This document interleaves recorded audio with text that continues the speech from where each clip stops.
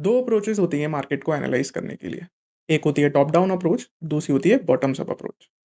Top down approach में we start with a bigger picture कि किस सेक्टर में टेलविंड है, बेस्ट परफॉर्मिंग इंडस्ट्री कौन सी है, उस इंडस्ट्री में हाई ग्रोथ कंपनीज कौन सी हैं। बॉटम्स अप अप्रोच में हम लोग इंडिविजुअल कंपनीज को एनालाइज करते हैं। उसमें आइडेंटिफाई करते हैं ऐसी कंपनीज जिसकी ग्रोथ रेट्स इंडस्ट्री के ग्रोथ रेट से ज़्यादा हैं, और फिर फर्दर स्टडी करते हैं कि उसमें इन्वेस्ट करना है या नहीं करना है। कंपनी जो मैं आज आपके साथ डिस्कस करूँगा, मैंने आइडेंटिफ़ाई करी है टॉप डाउन अप्रोच से। इंडिया में पावर सेक्टर में बहुत ज़्यादा टेलविंड्स हैं, और उस टेलविंड की मेजर ग्रोथ आ रही है रिन्यूएबल इंडस्ट्री से। और इस ग्रोथ को ड्राइव कर रहा है सोलर कंपनीज़, जो कि सोलर पैनल बनाती हैं, सोलर सेल बनाती हैं। और उन्हीं कंपनीज़ में से एक कंपनी आज मैं आपके साथ डिस्कस करूँगा, और उसका नाम है Alpex Solar. Alpex Solar majorly solar module बनाता है, बट ये कंपनी फोकस कर रही है फॉरवर्ड इंटीग्रेशन में भी और बैकवर्ड इंटीग्रेशन में भी। फॉरवर्ड इंटीग्रेशन का मतलब होता है जो नेक्स्ट इनके प्रोडक्ट का यूज़र है इनकी वैल्यू चेन में, जो कि हैं सोलर पावर प्लांट्स और इंडिपेंडेंट पावर प्रोड्यूसर्स। अब अल्पैक्स सोलर जो है वो ये काम भी करेगा, engineer procurement and construction of solar power plants, और उससे फिर इंडिपेंडेंट पावर प्रोड्यूसर के कॉन्ट्रैक्ट्स भी करेगा। सेकेंडली, जब मैं बैकवर्ड इंटीग्रेशन बोलता हूँ, इसका मतलब ये है कि जो भी इनके वैल्यू चेन में पीछे है, लाइक एल्पेक्स सोलर सोलर मॉड्यूल बनाता है, और उस मॉड्यूल को बनाने के लिए इन्हें सेल की ज़रूरत पड़ती है। तो ये अब सेल मैन्युफैक्चरिंग भी करेंगे। तो फॉरवर्ड इंटीग्रेशन में ईपीसी का काम करेंगे, और बैकवर्ड इंटीग्रेशन में सोलर सेल मैन्युफैक्चरिंग करेंगे। ये दोनों काम करने से इनका जो भी ओवरऑल EBITDA मार्जिन्स होता है वो इम्प्रूव होता है, क्योंकि ये एक पूरी तरीके से एक इंटीग्रेशन कर रहे हैं अपनी वैल्यू चेन का। तो before going ahead, these are mandatory disclosures. Please take a moment to review these. इसमें से फर्स्ट टू इंपॉर्टेंट है। फर्स्ट से कि I am a SEBI registered research analyst, and second one कि एल्पेक्स सोलर मेरे पर्सनल पोर्टफोलियो में भी है। एल्पेक्स सोलर का majority business solar module manufacturing से आता है। करंट कैपेसिटी उनकी 1.2 गीगावाट की है, जो कि by the end of this financial year 2.4 gigawatt की हो जाएगी। इसे थोड़ा पर्सपेक्टिव देने के लिए, इंडिया का power production through solar is around 100 gigawatt, और 1.2 इज़ अराउंड 1% ऑफ दैट। तो इंडिया की जो डिमांड है सोलर मॉड्यूल्स की, उसका 1% जो है वो एल्पैक्स सोलर केटर कर सकता है। सोलर सेल मैन्युफैक्चरिंग में इनकी कोई भी अभी कैपेसिटी नहीं है, बट ये इसे बढ़ा के 0.5 गीगावाट कर लेंगे by the end of this financial year. ये इनके बैकवर्ड इंटीग्रेशन का एक पार्ट है, जिससे कि EBITDA इंप्रूव होगा। सिमिलरली विद एल्यूमिनियम फ्रेम्स, ये एल्यूमिनियम फ्रेम्स सोलर पैनल को पैक करने के काम आते हैं। जो आप इसके एजेस पे सिल्वर कलर का देख रहे हो, यही एल्यूमिनियम फ्रेम है। इनकी करंट कैपेसिटी 6000 टन्स की है, बट वो बढ़ के ट्वाइस हो जाएगी by the end of this financial year. ये भी इनका बैकवर्ड इंटीग्रेशन के प्रोजेक्ट का पार्ट है। इससे भी इनका EBITDA इंप्रूव होता है। देन फॉरवर्ड इंटीग्रेशन के लिए इन्होंने एक कंपनी को सब्सिडरी एक कंपनी बनाई है, जो जो इनकी सब्सिडरी है, एल्पेक्स ग्रीन एनर्जीज प्राइवेट लिमिटेड। इसमें अभी ईपीसी का बहुत ही कम पोर्शन है, 15 मेगावाट की इनकी करंट कैपेसिटी है। वो भी बढ़ के 95 मेगावाट हो जाएगी by the end of this financial year. IPP के प्रोजेक्ट्स में इनके पास अभी भी कोई नहीं है। इनका प्लान है कि 60 मेगावाट तक के ये प्रोजेक्ट्स लेंगे इस फाइनेंशियल ईयर में। ये स्लाइड ये कन्वे कर रही है कि जो रिन्यूएबल एनर्जी की डिमांड है, वो उसके करंट कैपेसिटी से बहुत ज़्यादा है। अभी हमारी पावर प्रोडक्शन कैपेसिटी जो है वो 475 गीगावाट की है, जो कि बढ़ के 961 गीगावाट की हो जाएगी बाय द टाइम FY32। ये 500 गीगावाट का एडिशन है। ये 500 गीगावाट के एडिशन में 400 गीगावाट जो है वो रिन्यूएबल एनर्जी से आएगा। और उस रिन्यूएबल एनर्जी ये 400 गीगावाट का रिन्यूएबल एनर्जी का जो एडिशन है, उसमें से 67% जो है वो सोलर से आएगा। तो आप देखते हो कि 283 गीगावाट जो है वो सोलर से कैपेसिटी का एडिशन होगा। अभी करंट कैपेसिटी है 100 गीगावाट की, तो 3 टाइम्स होने वाली है बाय द टाइम FY32। तो सोलर से जो पावर प्रोडक्शन कैपेसिटी है इंडिया की, वो 3 टाइम्स हो जाएगी। 100 गीगावाट से 300 गीगावाट हो जाएगी। तो सोलर से ये कैपेसिटी बैठाने के लिए सोलर सेल और सोलर मॉड्यूल की मैन्युफैक्चरिंग भी चाहिए इंडिया में, जो कि करंटली अभी सेल की मैन्युफैक्चरिंग सिर्फ 15 गीगावाट की है, और पैनल की जो है वो 90 गीगावाट की है। ये भी बढ़ के आगे चल के सोलर मॉड्यूल की 185 हो जाएगी, और सोलर सेल की 140 हो जाएगी। अभी तक हम लोग क्या करते थे, जो भी हमने 100 गीगावाट की कैपेसिटी लगाई, उसमें जो सोलर पैनल और सोलर सेल्स थे, वो हम लोग ने चाइना से इम्पोर्ट करे थे। बट अब हम लोग चाइना से इम्पोर्ट ना करके वो इन हाउस मैन्युफैक्चर कर रहे हैं, और उसी वजह से इस साल हम लोगों ने अराउंड 30 गीगावाट का सोलर कैपेसिटी में एडिशन किया है अपने प्रोडक्ट्स से। सिंस रिन्यूएबल में इतना सारा कैपेसिटी एक्सपेंशन हो रहा है, और रिन्यूएबल एनर्जी के sources like solar and wind, ये बहुत ही केपेक्स इंटेंसिव होते हैं। तो इस पे प्राइवेट प्लेयर्स को इन्वेस्ट करने के लिए गवर्नमेंट को कुछ ना कुछ सपोर्ट देना पड़ता है। इसलिए गवर्नमेंट ने डिमांड साइड पे भी सपोर्ट दिया है, सप्लाई साइड पे भी सपोर्ट दिया है, और पॉलिसी सपोर्ट भी दिया है। डिमांड साइड पे सपोर्ट है, आरपीओज होते हैं, रिन्यूएबल परचेज ऑब्लिगेशंस। ये जो स्टेट के जो डिस्ट्रीब्यूटर होते हैं, जो आपको घर पे जो बिजली सप्लाई करते हैं, उन पे एक लगाया है आरपीओज कि आपको एटलीस्ट 30% जो है बिजली वो रिन्यूएबल सोर्सेज से खरीदनी पड़ेगी। फिर पीएम सूर्य गृह मुफ्त बिजली योजना है, जो आपके सोलर के रूफ टॉप पे होती है, वो लगाने के लिए जो सब्सिडीज मिलती है वो हैं। देन पीएम कुसुम स्कीम है, जो सोलर के पंप्स लगते हैं उस पे जो सब्सिडी देती है गवर्नमेंट, वो चीज़ है। देन सेंट्रल पीएसयूज़ को ऑर्डर दिया है कि वो अपने जो कैप्टिव पावर प्रोडक्शन है, वो रिन्यूएबल एनर्जी से करें।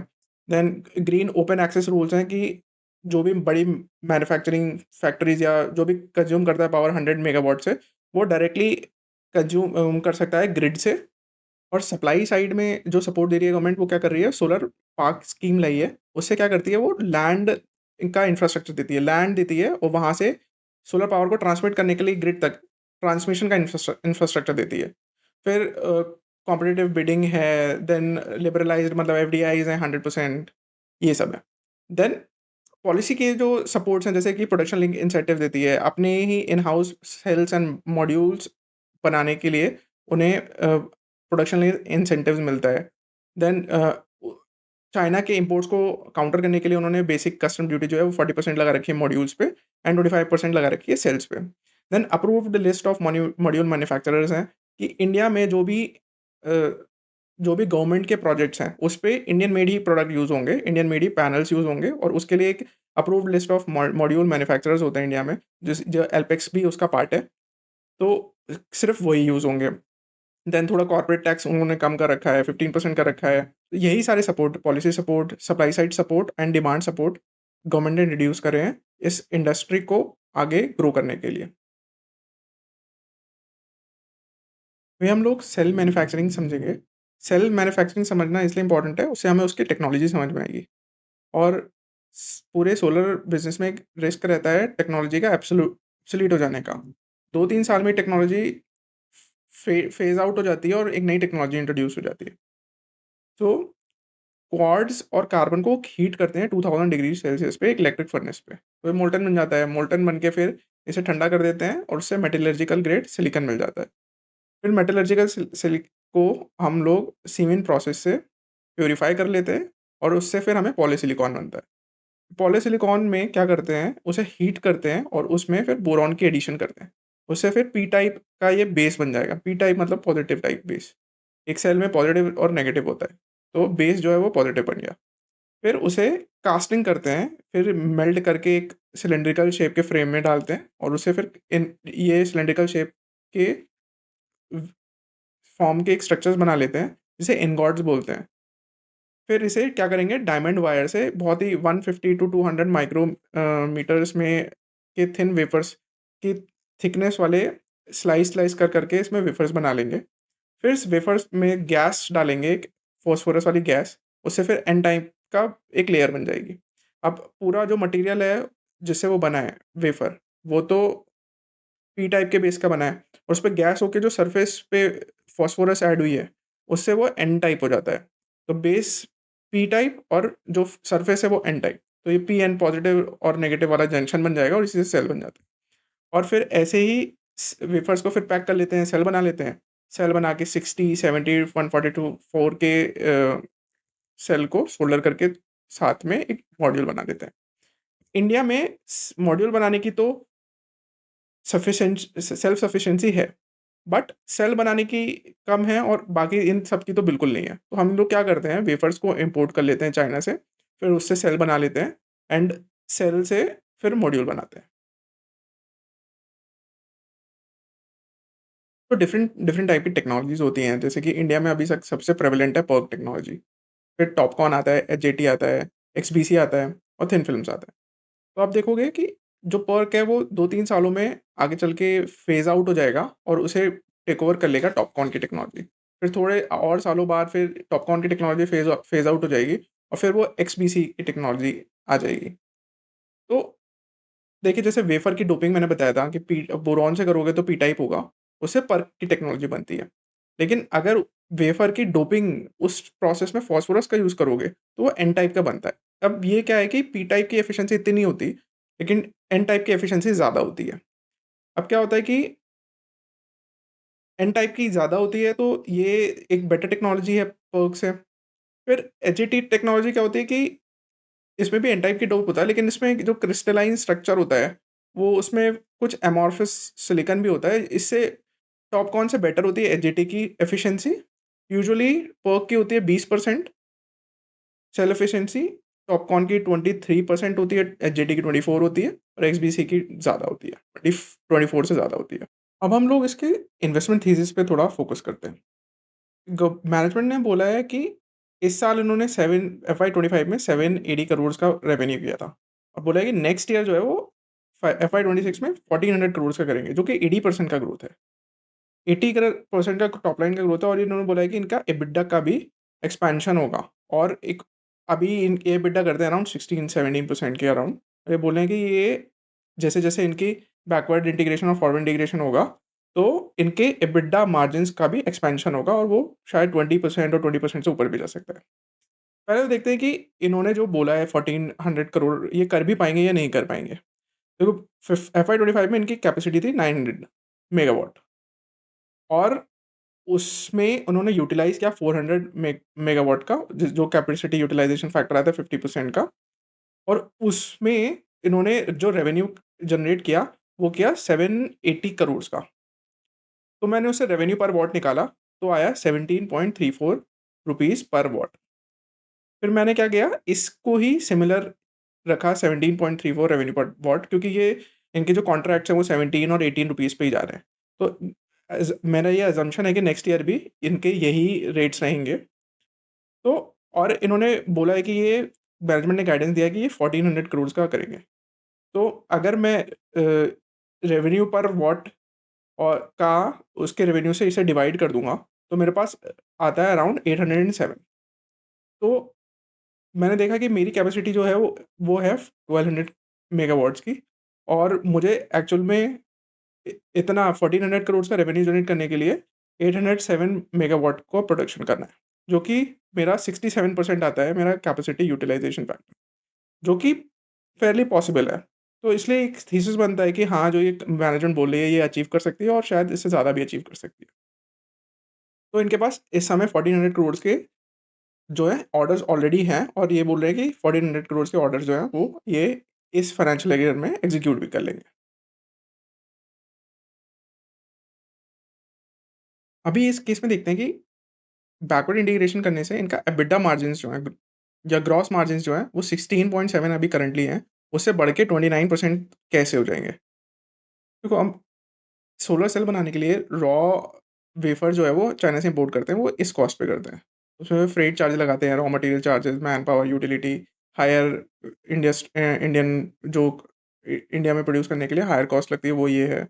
Then depreciation over 4 years. तो जो ओवरऑल कॉस्ट निकल के आता है ना, वो आता है 0.082 डॉलर्स पर वॉट इसलिए यूज़ करते हैं, एक स्टैंडर्डाइज़्ड फिगर है, बिकॉज़ एक मॉड्यूल जो है वो 62 सेल का भी हो सकता है, ज़्यादा सेल का भी हो सकता है, छोटे सेल का भी हो सकता है। तो एक स्टैंडर्डाइज़्ड मेट्रिक है डॉलर पर वॉट। देन अभी क्या होता है कि सेल मैन्युफैक्चरर जो है उसपे उनका खुद का ग्रॉस मार्जिन लेते हैं और वो सेल करते हैं 0.066 डॉलर पर वॉट, और वो एक इनपुट कॉस्ट आ जाता है सोलर पैनल के लिए 0.1066 डॉलर पर वॉट। फिर सोलर पैनल बनाने के लिए ईवीएस शीट यूज़ होती हैं, टेम्पर्ड ग्लास यूज़ होता है, एल्यूमीनियम फ्रेम यूज़ होता है, जंक्शन बॉक्स वगैरह होते हैं, एडहेसिव होते हैं, और इससे टोटल जो कॉस्ट निकल के आती है पर वॉट निकल के आती है 0.166666। जो कि मैं आईएनआर में कन्वर्ट करूँगा तो वो 14 रुपीज़ की आती है। इंडिया में वो सेल करते हैं अराउंड 17 रुपीज़ पे, तो उनका मार्जिन बनता है 2.83 रुपीज़ का, और जो कि उनका ग्रॉस मार्जिन आता है 16.7।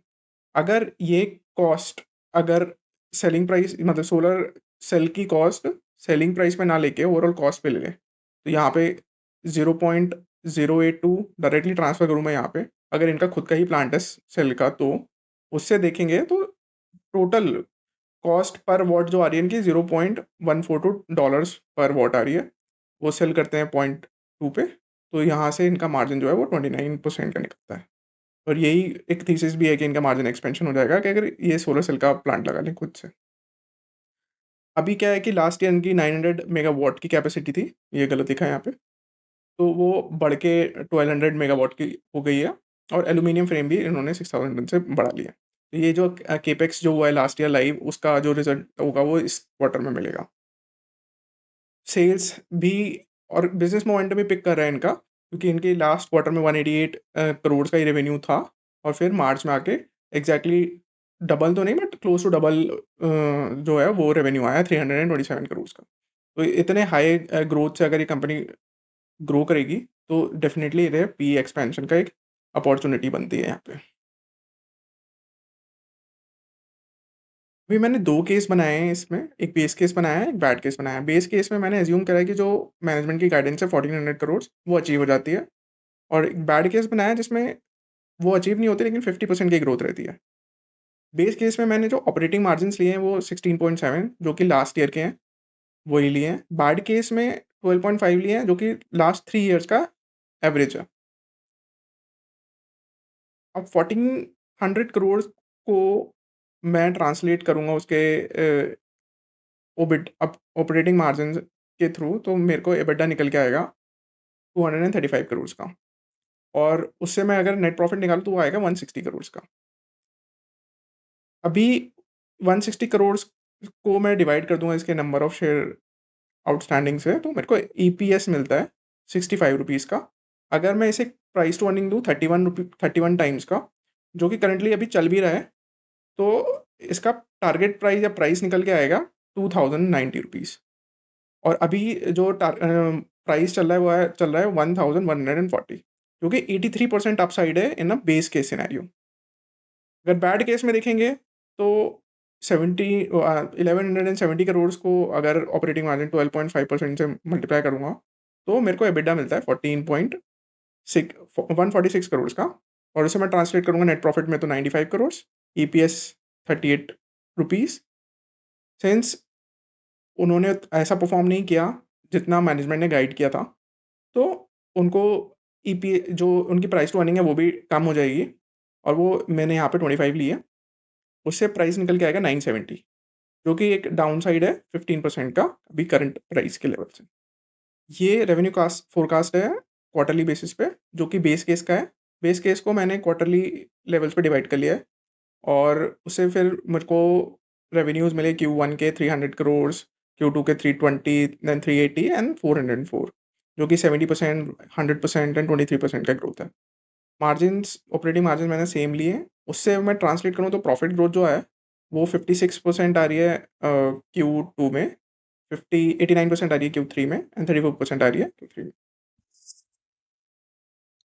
आप भी अपना स्टॉक पोर्टफोलियो खुद से मैनेज करना चाहते हो, बट क्या आपको पता है कि एक स्टॉक को खरीदने या बेचने से पहले उसकी फाइनेंशियल स्टेटमेंट्स को एनालाइज किया जाता है, उसकी क्वार्टरली कॉन कॉल्स को अटेंड किया जाता है, और इन्वेस्टर प्रेजेंटेशन से इनसाइट जनरेट किए जाते हैं।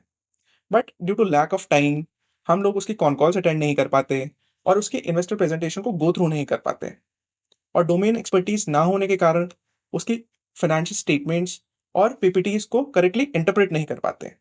सो मैं निखिल गंगवार एक सेबी रजिस्टर्ड रिसर्च एनालिस्ट हूँ, जो आपके बिहाफ पे ये काम करेगा, आपको एक्शनेबल इंसाइट जनरेट करके देगा through my model portfolios, which you can subscribe on equivision.co.in।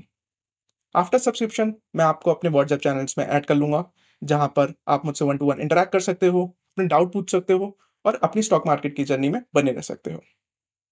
सभी रजिस्ट्रेशन और एनआईएसएम सर्टिफिकेशन किसी भी तरह की परफॉर्मेंस गारंटी नहीं देते, और ना ही इन्वेस्टर्स को रिटर्न का एश्योरेंस देते हैं। सिक्योरिटीज मार्केट में इन्वेस्ट करना रिस्की हो सकता है, समझदारी से फैसला लें। इन्वेस्ट करने से पहले सभी रिलेटेड डॉक्यूमेंट्स ध्यान से पढ़ें। पास्ट परफॉर्मेंस से फ्यूचर रिटर्न्स की कोई गारंटी नहीं होती। सबसे इंपॉर्टेंट इसकी एंटीथेसिस और रिस्क डिस्कस करते हैं। कमोडिटी रिस्क क्या है? कमोडिटी रिस्क मैं इसलिए बोलता हूँ क्योंकि सोलर टेक्नोलॉजी बहुत ही कमोडिटाइज्ड है। कोई भी बंदा अगर उसके पास पैसे हैं तो वो केपेक्स करके सोलर का प्लांट लगा सकता है। तो एज इफ चाइना इसका मार्केट लीडर है सोलर मॉड्यूल मैन्युफैक्चरिंग में भी और सोलर सेल मैन्युफैक्चरिंग में भी। अगर यूएस के टैरिफ्स की वजह से चाइना ने अपना करेंसी डिफ्लेट किया तो उसका जो सोलर सेल और मॉड्यूल्स हैं वो और कॉम्पिटिटिव हो जाएंगे एक्सपोर्ट मार्केट में। और फिर हो सकता है कि इंडिया का सेल्फ मेड मैन्युफैक्चरिंग जो है वो इतनी कॉस्ट कॉम्पिटिटिव नहीं रहे चाइना के मॉड्यूल्स और सेल से जो इंपोर्ट हो रहे हैं। इवन आफ्टर जो कि सारे बेनिफिट्स पीएलआई बेनिफिट्स मिलते हैं, बेसिक कस्टम ड्यूटी जो लगती है और एएलएम एएलएमएम जो हम लोग स्ट्रक्चर यूज़ करते हैं, approved list of module manufacturing, उसके बावजूद भी चाइना के जो प्रोडक्ट्स हैं वो ज़्यादा कॉम्पिटिटिव हो सकते हैं।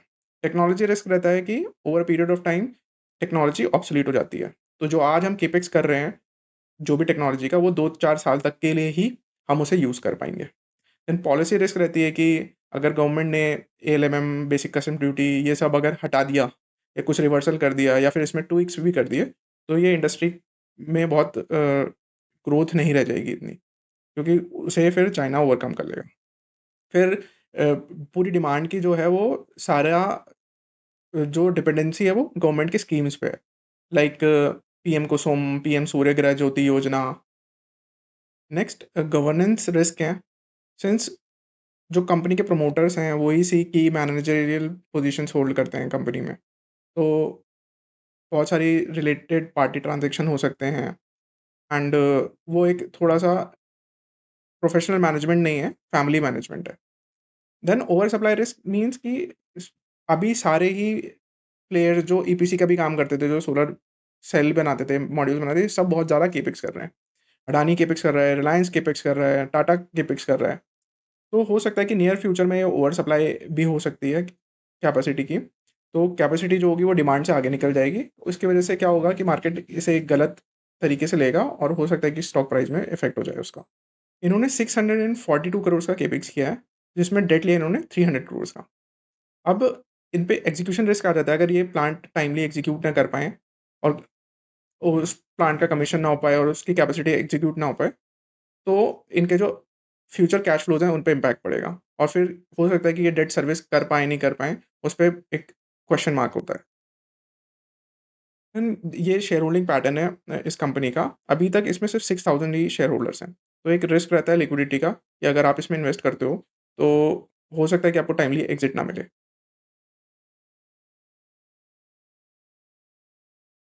Finally these are disclaimers, you can go through them. मैं इस पीपीटी को और इसकी वर्किंग एक्सेल को इसके यूट्यूब के वीडियो डिस्क्रिप्शन में डाल दूँगा। You can check it out and I will see you guys in the next video.